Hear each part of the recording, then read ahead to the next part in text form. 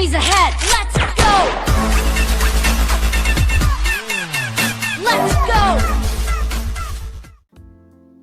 Passwords are the digital keys to our network of friends, our colleagues, and even our banking and payment services. We want to keep our passwords to protect our personal lives. That includes our financial information. While some cybercriminals hack our social media or email accounts, the others focus on our banking accounts, which might end up in a disaster. The two most important passwords that you should be careful with are those for your email and social networking accounts. If someone gains access to your email account, they could use the forgot password link on other websites that you use, like a shopping website or banking sites, and get the password reset link in the email that was hacked. The bottom line is that a good password is all that stands between you and a cybercriminal. So, without wasting any more time, let's jump right in.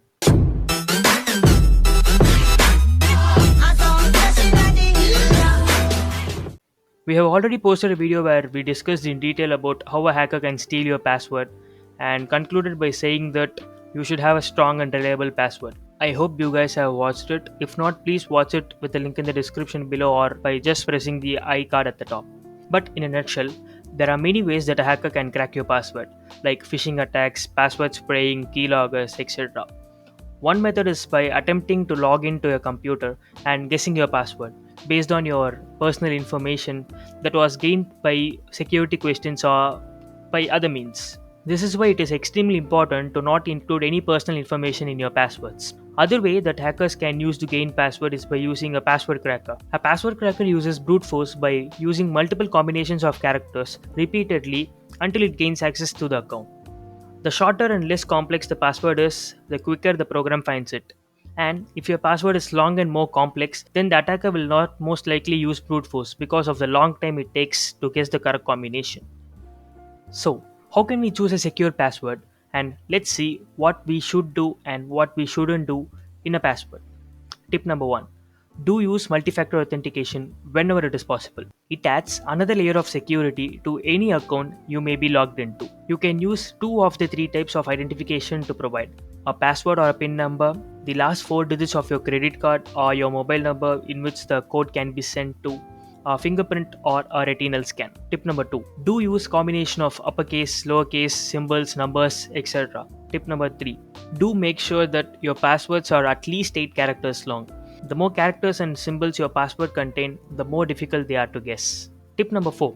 Do use abbreviated phrases for your passwords. You can choose a passphrase like the quick brown fox jumps over a fence. This is long, but this is not secure indeed. And you can convert this password into an abbreviation by using the first letters of each word. This will result in this mess. And this doesn't make any sense, but you know what it means. You can make it even more complex by changing the alternative letters to uppercase and add some numbers to it to make it even more difficult. But again, don't add your birth date or something like that which can be easily guessed. Do change your password regularly and do log out of your websites and devices when you are finished using them. Now let's talk about what you should not do with a password. Don't use commonly used passwords such as password 12345 or password 123 etc.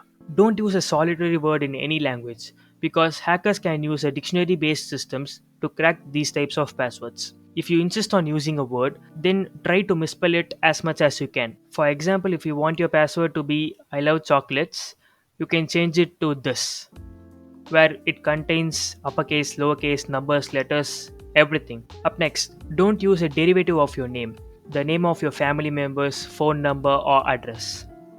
Don't use same passwords across multiple sites.